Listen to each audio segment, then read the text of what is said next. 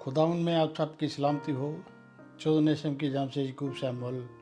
आज हम इसी तरह आगे बढ़ते हुए मत्ती 27 बाब उसकी 26 आयत से लेकर 44 आयत तक का मुताला करेंगे।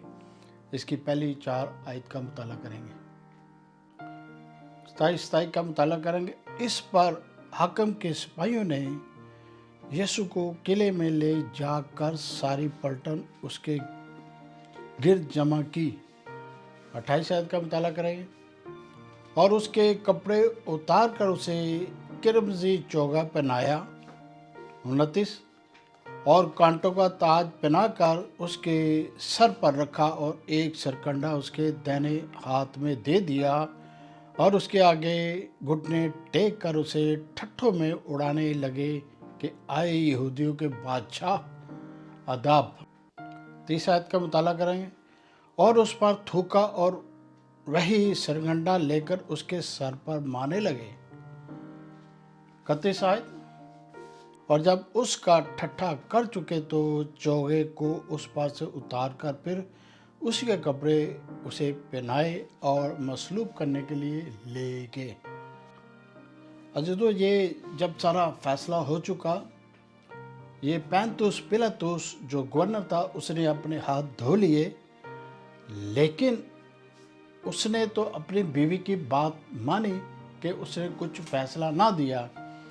लेकिन वो पैंतुस पिलातुस बहुत पावर में था।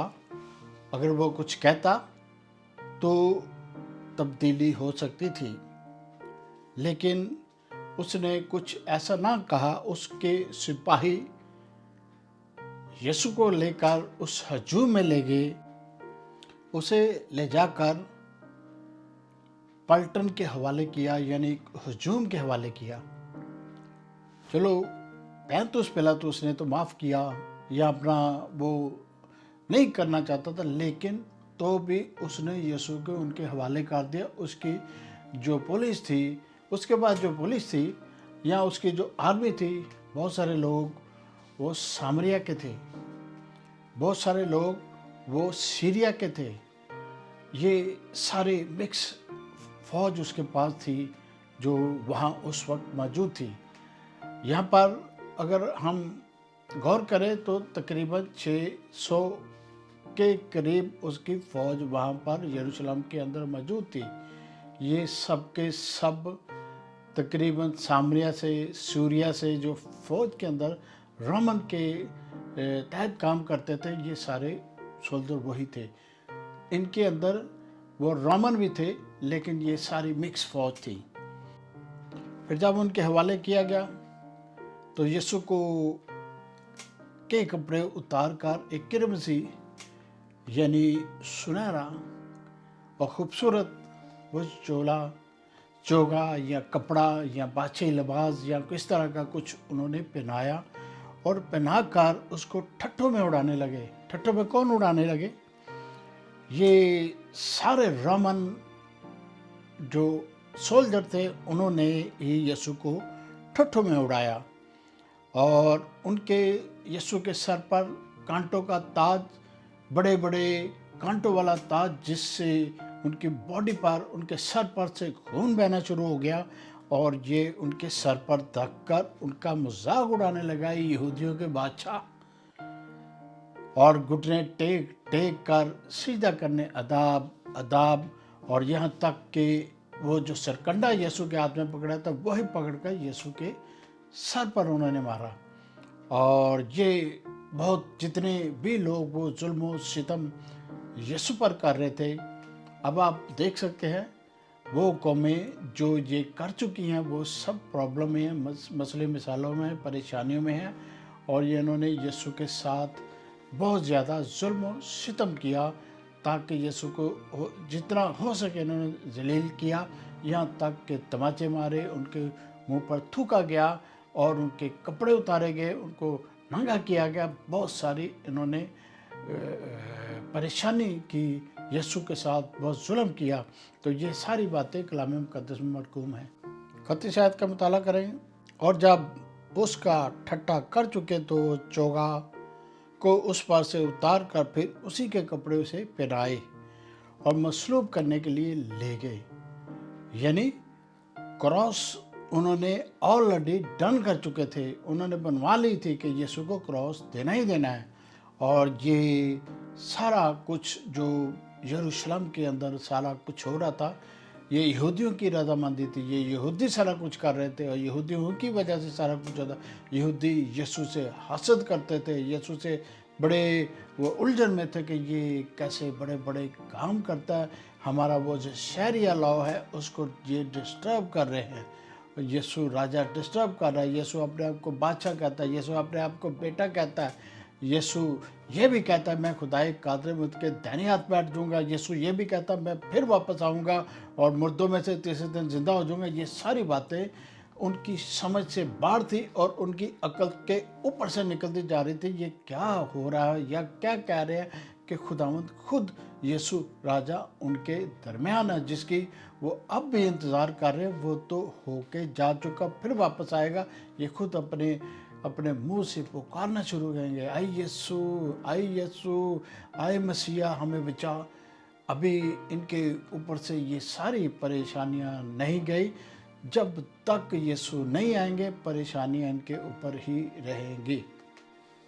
متی 26 67 اور 68 کا مطالعہ کریں گے. اس پر انہوں نے اس کے منہ پر تھوکا اور اس کے مکے مارے اور بعض تماچے مار کر کہا.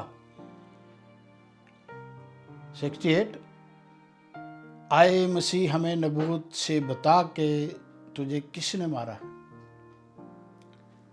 جنہوں نے مکے مارے، جنہوں نے منہ پر تھوکا، وہ یہ کہہ رہے ہیں کہ اس بلوے میں کس نے مکے مارے، کس نے تھوکا. یسوع کا مذاق بنایا جا رہا ہے، یسوع کو وہ پریشان کر رہے ہیں. آپ کے سامنے وہ ممالک ہیں، آپ کے سامنے وہ لوگ ہیں جنہوں نے مذاق کیا. وہ اب تک وہ مذاق میں خود بنے ہوئے ہیں، وہ خود مذاق کے اندر آ چکے ہیں، ان کے اوپر خود مذاق ہو رہا ہے. اور یہ ساری باتیں یسوع کے ساتھ بیتی تھی. ایک اور آیت کا مطالعہ کریں گے، متی 16:24 کا. اس وقت یسوع نے اپنے شاگردوں سے کہا کہ اگر کوئی میرے پیچھے آنا چاہے تو اپنی خودی کا انکار کرے اور اپنی صلیب اٹھائے اور میرے پیچھے ہو لے. یسوع نے اپنے شاگردوں کو پہلے آگاہی کر دی، پہلے بتا دیا تھا کہ میری صلیب کو اٹھانا ہے، میرے پیچھے ہونا ہے.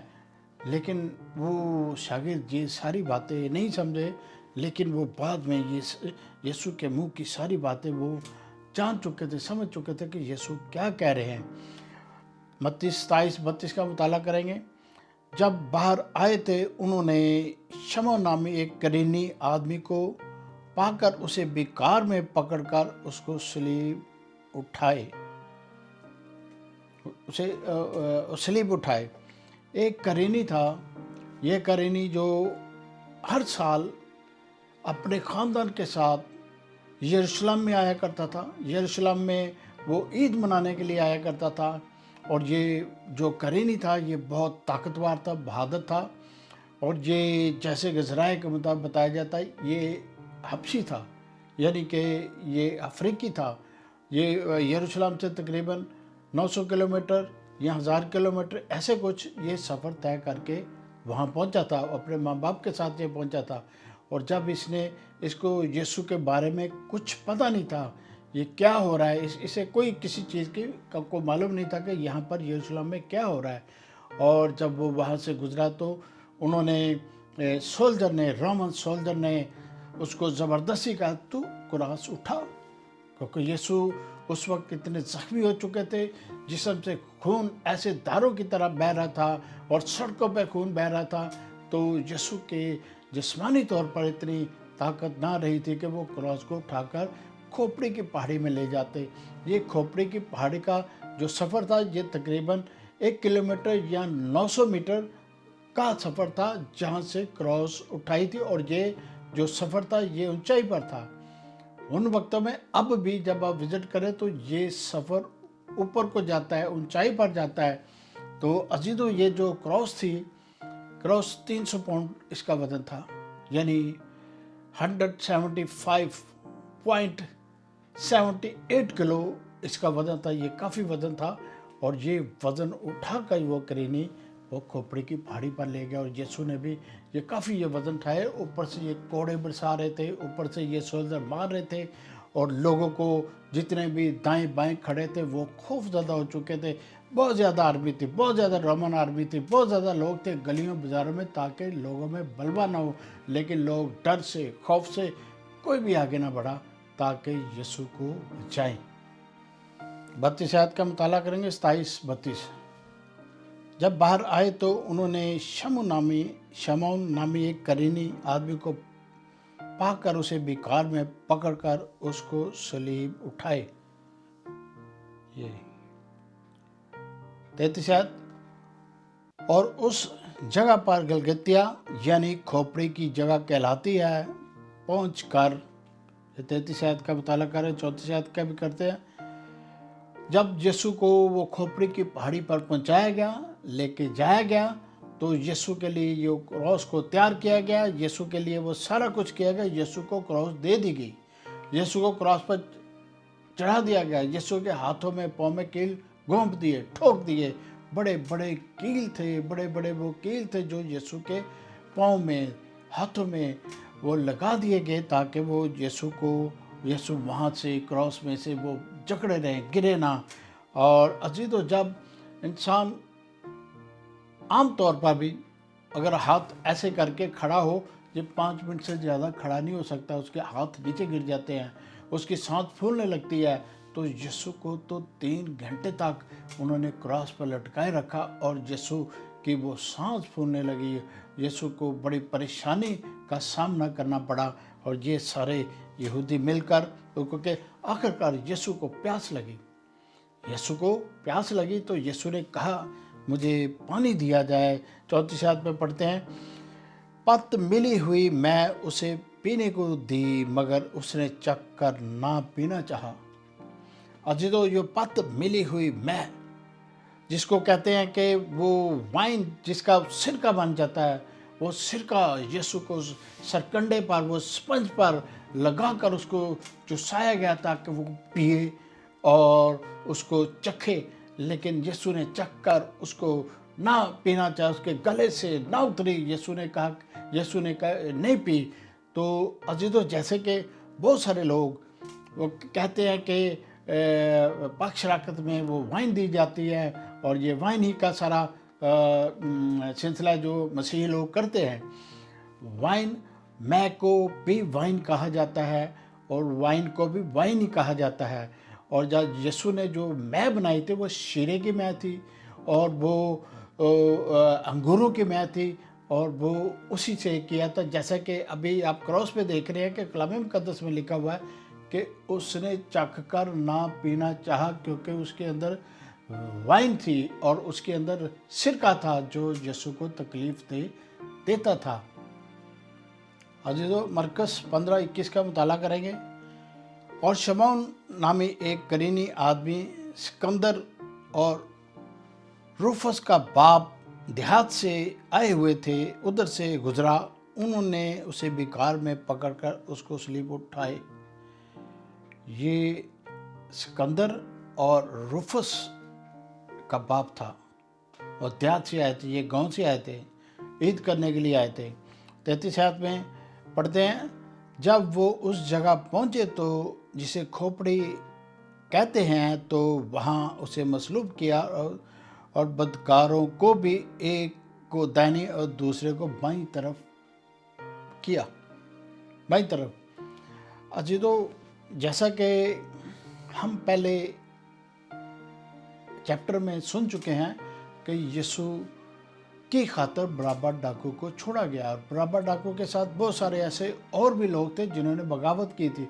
उनमें से 2 को लिया गया, उनमें से 2 जो बगावत वाले लोग थे उनको लिया गया, एक को दाएं और एक को बाएं करके उनको भी क्रॉस पे लटकाया गया। वो बदकार थे, वो बुरे लोग थे, वो बड़ी गलत हरकत करते थे, उनको भी यीशु के दाएं बाएं लटकाया गया। ये वही लोग थे जेल से निकाल कर यीशु के दाएं बाएं उनको खड़ा किया गया।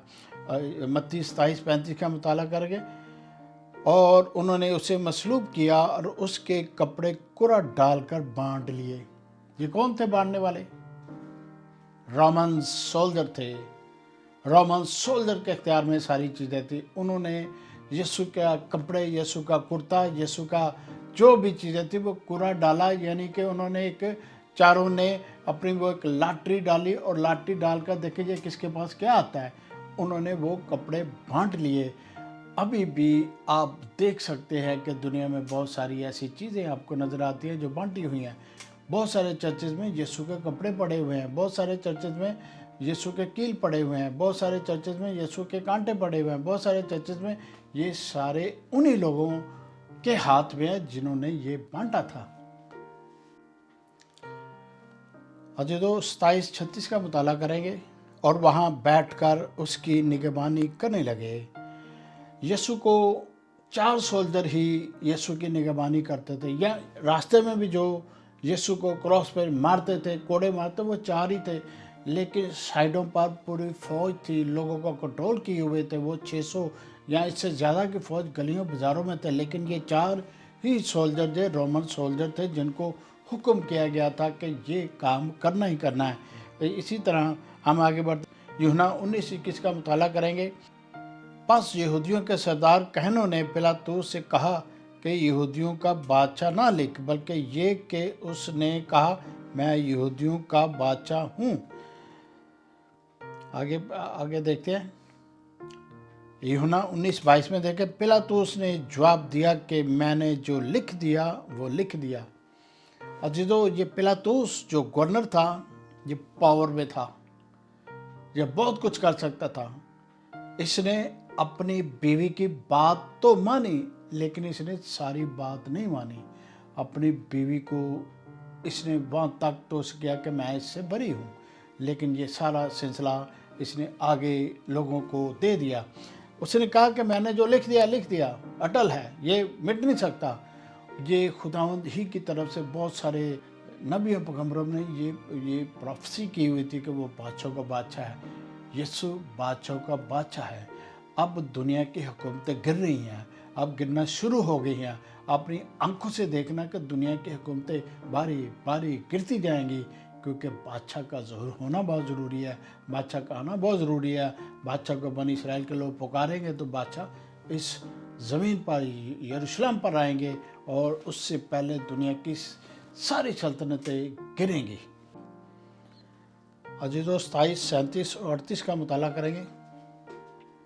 और उसने इल्ज़ाम लिखकर उसके सर से ऊपर लगा दिया, ये यहूदियों का बादशाह यीशु है। ये जो उसके ऊपर इल्ज़ाम था, यही इल्ज़ाम था कि वो अपने आप को कहता मैं यहूदियों का बादशाह हूँ। वो उसकी क्रॉस के ऊपर है। जब हम किसी भी क्रॉस के ऊपर देखते हैं तो ये निशान लिखा हुआ था, ये सारी बातें लिखी होती, ये यहूदियों का बादशाह है। अब से यहूदिया तब से अब तक यीशु यहूदियों का बादशाह है, बल्कि दुनिया का बादशाह है, हमारा बादशाह है। और जितनी भी सल्तनतें दुनिया में कायम हैं और यीशु ही की वजह से हैं। 38 उस वक्त उसके साथ 2 डाकू मसलूब हुए, एक दाहिने और दूसरा बाएं। 29 आयत का मुताला करेंगे, 39 यानी, और रात चलने वाले सर हिला कर उसको लान तान करते और कहते थे। 40 आयत का मुताला करेंगे, आए मुकद्दस को ढाने वाले और 3 दिन में बनाने वाले, अपने तई बचा, अगर तू खुदा का बेटा है तो सलीब पर से उतर आ। यीशु को वो लोग, आम लोग, मिक्स लोग वहाँ से जो देख रहे थे, सारा माजरा देख रहे थे कि यीशु को सूली पे चढ़ाया गया, तो वो सर हिला कर कहता कि ये कहता था मैं ये मकदस को उठा दूंगा, 3 दिन में बना दूंगा। यीशु ने तो मकदस, अपने मकदस को कहा था, और ये हैकल को नहीं कहा था। ये हैकल जो कई अल्फाजों में बदन को हैकल कहा गया, खुदा की हैकल कहा गया। इस हैकल को ढा देंगे तो 30 दिन में मुर्दों में से जिंदा हो जाऊंगा। यीशु 30 दिन ही मुर्दों में से जिंदा हुए, तो वे उसकी बाबत कह रहे थे। आम लोगों की समझ से ये सारी बातें बाहर थी। 41 आयत, उसी तरह सरदार कहन भी फकीरों और बुजुर्गों के साथ मिलकर ठट्ठे से कहते थे, बताली शायद, उसने औरों को बचाया, अपने ताई नहीं बचा सकता। तो इसराइल का बादशाह है, अब स्लेब पर से उतर रहा तो हमें इस पर मान ले आएंगे। फक्की फरीसी, कहन, बड़े बड़े बुजुर्ग ठट्ठों में क्रॉस पर भी यीशु के ऊपर वो तानाजानी कर रहे थे कि तूने मुर्दे जिंदा किए, लोगों को बचाया, कोड़ियों को पाक साफ किया, अंधों को आंखें दी, बड़े बड़े काम किए।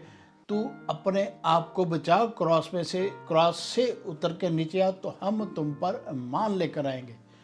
ये यरूशलेम में जो फक्की फरीसी और यहूदी कहन थे, उनके ये अल्फाज थे, और वो वक्त आने वाला है, यही पुकारेंगे, आए यीशु, आए खुदावंद, आए बादशाह, हमें बचा।